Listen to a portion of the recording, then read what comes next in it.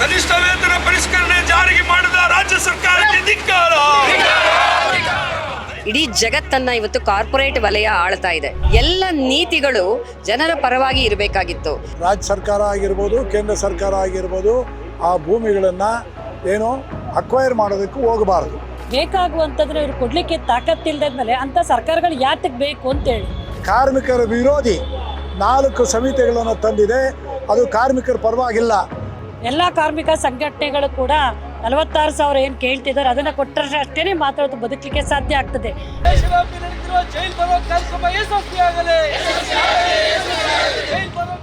ನೀತಿಗಳನ್ನು ಬದಲಾಯಿಸ್ಕೊಳ್ಳಿ, ಇಲ್ಲ ನಿಮ್ಮನ್ನೇ ಬದಲಾಯಿಸ್ತೀವಿ ಎನ್ನುವಂಥ ಒಂದು ಭಾರಿ ದೊಡ್ಡ ಪ್ರತಿರೋಧವನ್ನು ಇವತ್ತು ರೈತರು ಮತ್ತು ಕಾರ್ಮಿಕರು ದೇಶದಾದ್ಯಂತ 1,000ಕ್ಕೂ ಹೆಚ್ಚು ಸ್ಥಳಗಳಲ್ಲಿ, ಏನಿಲ್ಲ ಅಂದ್ರೂ 1 ಕೋಟಿಗೂ ಹೆಚ್ಚು ಜನ ಇವತ್ತು ನೇರವಾಗಿ ಬೀದಿಗಳಲ್ಲಿ ಇವತ್ತು ಪ್ರತಿಭಟನೆ ಮಾಡ್ತಾ ಇದ್ದಾರೆ.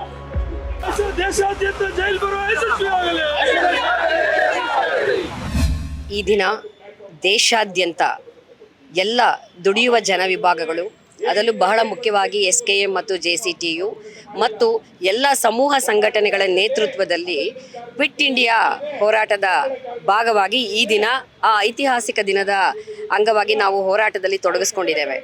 ನಮ್ಮ ಪ್ರಮುಖ ಬೇಡಿಕೆಗಳೇನು ಅಂತ ಹೇಳಿದ್ರೆ, ಇವತ್ತು ಇಡೀ ಜಗತ್ತನ್ನು ಇವತ್ತು ಕಾರ್ಪೊರೇಟ್ ವಲಯ ಆಳ್ತಾ ಇದೆ. ಕಾರ್ಪೊರೇಟ್ ವಲಯದ ಅಣತಿಗೆ ತಕ್ಕಂತೆ ಇವತ್ತು ಇಡೀ ಎಲ್ಲ ದೇಶಗಳ ಪ್ರಭುತ್ವಗಳು ಅವರ ಎಲ್ಲ ನೀತಿಗಳನ್ನು ಜನಪರವಾಗಿ ಜಾರಿಗೊಳಿಸುವ ಬದಲು ಕಾರ್ಪೊರೇಟ್ಗಳ ಹಿತವನ್ನು ಕಾಪಾಡುವ ತಕ್ಕಂತೆ ವಿನ್ಯಾಸಗೊಳಿಸೋದನ್ನು ನಾವು ಗಮನಿಸ್ತಾ ಇದ್ದೀವಿ.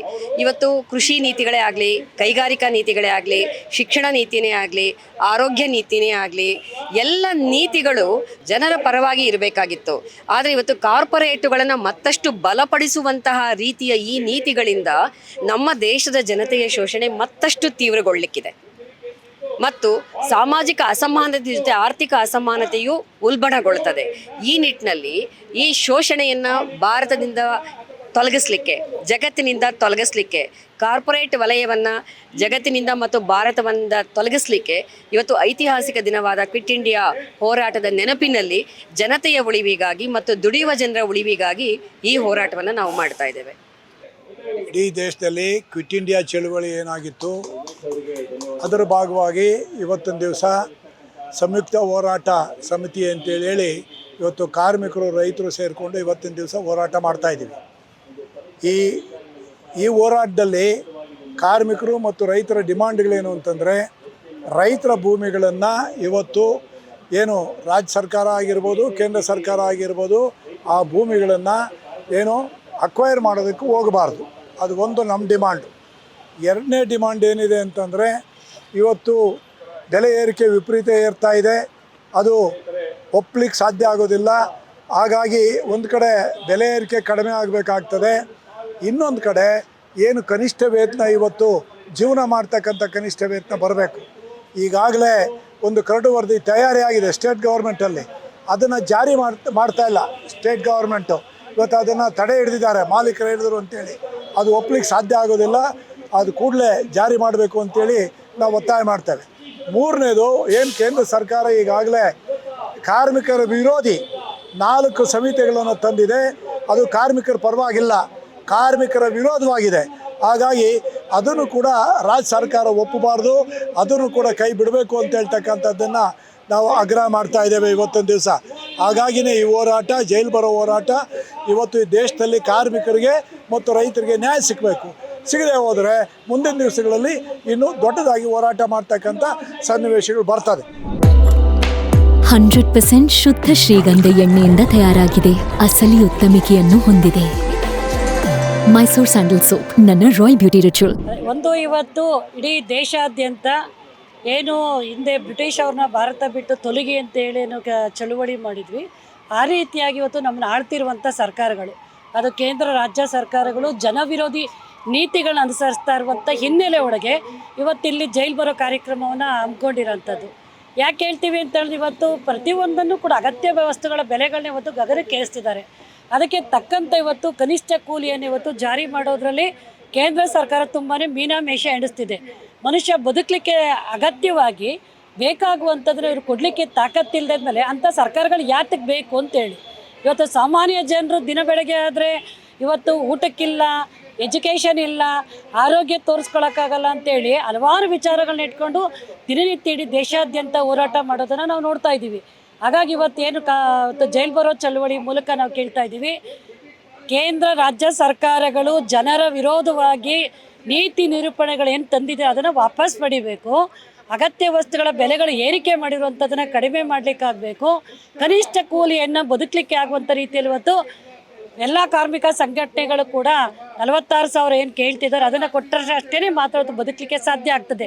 ಇಲ್ಲ ಅಂತಂದರೆ ಇವತ್ತು ಇತ್ತೀಚೆಗೆ ತಾನೇ ನಡೆದಂಥ ವಿದ್ಯಾರ್ಥಿ ಯುವಜನರು ದೇಶದಲ್ಲಿ ಹೋರಾಟವನ್ನು ಯಾವ ರೀತಿ ಎದ್ದೇಳ್ತದೆ, ಬುಗಿಲೆದ್ದೇಳ್ತದೆ ಅನ್ನುವಂಥದ್ದು ತೋರಿಸ್ಕೊಟ್ಟಿದೆ. ಅದೇ ರೀತಿಯಾಗಿ ಇಲ್ಲಿ ರೈತ ಕಾರ್ಮಿಕರು, ಮಹಿಳೆಯರು ಎಲ್ಲರೂ ಸೇರಿ ಮುಂದಿನ ದಿನದಲ್ಲಿ ಹೋರಾಟವನ್ನು ಮಾಡಬೇಕಾಗ್ತದೆ ಅಂತೇಳಿ ಈ ಮೂಲಕ ಎಚ್ಚರಿಕೆಯನ್ನು ಕೊಡ್ತೇವೆ.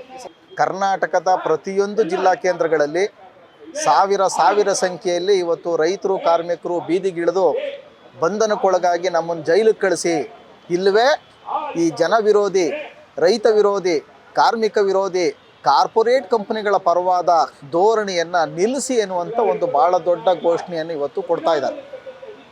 ಸಂಯುಕ್ತ ಕಿಸಾನ್ ಮೋರ್ಚಾ 385 ದಿನಗಳ ಕಾಲ ನವದೆಹಲಿಯಲ್ಲಿ 7 ಕಡೆ ಬಂದ್ ಮಾಡಿ ವರ್ಷಾನುಗಟ್ಟಲೆ ಪ್ರತಿಭಟನೆ ಮಾಡಿ 720ಕ್ಕೂ ಹೆಚ್ಚು ರೈತ ಹೋರಾಟಗಾರರು ಹುತಾತ್ಮರಾದಂಥ ಒಂದು ಜಗತ್ತಿನ ಅತಿ ದೊಡ್ಡ ಇತಿಹಾಸದ ಒಂದು ಪ್ರತಿಭಟನೆಗೆ ನೇತೃತ್ವ ಕೊಟ್ಟಿತ್ತು.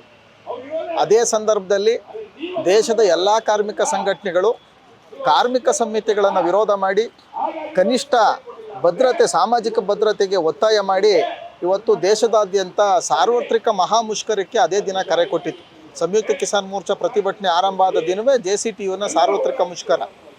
ಅವತ್ತು ಏನು ರೈತರು ಮತ್ತು ಕಾರ್ಮಿಕರ ಒಳಗದ ನಡುವೆ ಒಂದು ಮೈತ್ರಿ ಬೆಳೆದಿದೆಯೋ, ಆ ಮೈತ್ರಿ 6 ವರ್ಷಗಳ ನಂತರವೂ ಉಳ್ಕೊಂಡು ಬಂದಿದೆ ಮಾತ್ರವಲ್ಲ, ಮತ್ತಷ್ಟು ಗಟ್ಟಿಯಾಗಿದೆ. ಈ ಹಿನ್ನೆಲೆಯಲ್ಲಿ ಇವತ್ತಿನ ಮೋದಿ ಸರ್ಕಾರದ ಕಾರ್ಪೊರೇಟ್ ಪರವಾದ ಕೋಮುವಾದಿ ಫ್ಯಾಸಿಸ್ಟ್ ನೀತಿಗಳನ್ನು ಇವತ್ತು ಬಲವಾಗಿ ವಿರೋಧ ಮಾಡುವ ಒಂದು ಭಾರಿ ದೊಡ್ಡ ಪ್ರತಿರೋಧದ ಒಂದು ಶಕ್ತಿಯಾಗಿ ರೈತಾಪಿ ವರ್ಗ ಮತ್ತು ಕಾರ್ಮಿಕ ವರ್ಗದ ಒಂದು ಜಂಟಿ ಚಳವಳಿ ಇವತ್ತು ವ್ಯಕ್ತ ಆಗಿದೆ. ಮೊನ್ನೆ ಏನು ವಿದ್ಯಾರ್ಥಿಗಳು ಮತ್ತು ಯುವ ಜನರು ಧರ್ಮೇಂದ್ರ ಪ್ರಧಾನ್ ಅವರ ರಾಜೀನಾಮೆಯನ್ನು ಪಡೆದ ಒಂದು ಯಶಸ್ವಿ ಹೋರಾಟ ಏನಿತ್ತು, ಆ ಹೋರಾಟದ ಮುಖಂಡರು ಇಷ್ಟು ದೀರ್ಘಕಾಲ ಇಷ್ಟೊಂದು ದೊಡ್ಡ ದೌರ್ಜನ್ಯವನ್ನು ಎದುರಿಸಿ ಹೋರಾಟಕ್ಕೆ ನಿಮಗೆ ಎಲ್ಲಿಂದ ಸ್ಫೂರ್ತಿ ಬಂತು ಅಂತ ಹೇಳಿದ್ರೆ, ಅವರು ಹೇಳಿದ್ದೇನೆಂದರೆ, ದೆಹಲಿಯಲ್ಲಿ ನಡೆದ ಸಂಯುಕ್ತ ಕಿಸಾನ್ ಮೋರ್ಚಾದ 385 ದಿನಗಳ ಕಾಲ ನಡೆದ ವೀರೋಚಿತ ರೈತ ಹೋರಾಟದಿಂದ ಈ ಸ್ಫೂರ್ತಿಯನ್ನು ಪಡೆದಿದ್ದೀವಿ ಅಂತ ಹೇಳಿದ್ರು. ಅಂದರೆ ಭಾರತ ಇವತ್ತು ಕೇಂದ್ರ ಸರ್ಕಾರಕ್ಕೆ ಇವತ್ತು ಎಚ್ಚರಿಕೆ ಕೊಡ್ತಾ ಇದೆ, ನಿಮ್ಮ ದೇಶ ವಿರೋಧಿ ಕೃತ್ಯಗಳನ್ನು ಸಹಿಸೋದಿಲ್ಲ, ಕಾರ್ಮಿಕ ವಿರೋಧಿ ಕೃತ್ಯಗಳನ್ನು ಸಹಿಸೋದಿಲ್ಲ, ನಿರುದ್ಯೋಗಕ್ಕೆ ಕಾರಣ ಆಗ್ತಕ್ಕಂಥ ನೀತಿಗಳನ್ನು ಸಹಿಸೋದಿಲ್ಲ, ಶಿಕ್ಷಣ ಮತ್ತು ಆರೋಗ್ಯವನ್ನು ವಾಣಿಜ್ಯೀಕರಣ ಮಾಡುವಂಥ ನೀತಿಗಳಿಗೆ ನಾವು ಸಹಿಸೋದಿಲ್ಲ. ನೀವು ನೀತಿಗಳನ್ನು ಬದಲಾಯಿಸ್ಕೊಳ್ಳಿ, ಇಲ್ಲ ನಿಮ್ಮನ್ನೇ ಬದಲಾಯಿಸ್ತೀವಿ ಎನ್ನುವಂಥ ಒಂದು ಭಾರಿ ದೊಡ್ಡ ಪ್ರತಿರೋಧವನ್ನು ಇವತ್ತು ರೈತರು ಮತ್ತು ಕಾರ್ಮಿಕರು ದೇಶದಾದ್ಯಂತ 1,000ಕ್ಕೂ ಹೆಚ್ಚು ಸ್ಥಳಗಳಲ್ಲಿ, ಏನಿಲ್ಲ ಅಂದ್ರೂ 1 ಕೋಟಿಗೂ ಹೆಚ್ಚು ಜನ ಇವತ್ತು ನೇರವಾಗಿ ಬೀದಿಗಳಲ್ಲಿ ಇವತ್ತು ಪ್ರತಿಭಟನೆ ಮಾಡ್ತಾ ಇದ್ದಾರೆ. ಮತ್ತಷ್ಟು ವಿಶೇಷ ವಿಡಿಯೋಗಳನ್ನು ನೋಡಲು ಮತ್ತು ಹೊಸ ವಿಡಿಯೋಗಳ ಬಗ್ಗೆ ತಿಳಿಯಲು ಈ ದಿನ.com ಯೂಟ್ಯೂಬ್ ಚಾನೆಲ್ ಸಬ್ಸ್ಕ್ರೈಬ್ ಮಾಡಿ ಮತ್ತು ಬೆಲ್ ಐಕಾನ್ ಕ್ಲಿಕ್ ಮಾಡಿ.